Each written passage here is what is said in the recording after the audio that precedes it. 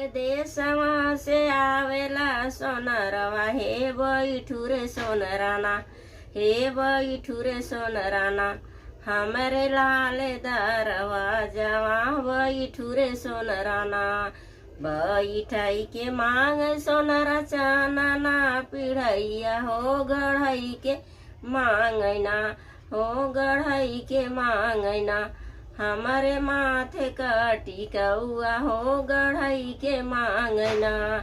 गढ़ी गुड़ी सोनरा रे कैलस तैयारवा, करई हो लागना, ओही टीकवा कमोलवा करई हो लागना, ओही टीकवा कमोलवा करई हो लागना। पूर्वू के देशवा से आवेला सोनरवा बैठू रे सोनराना।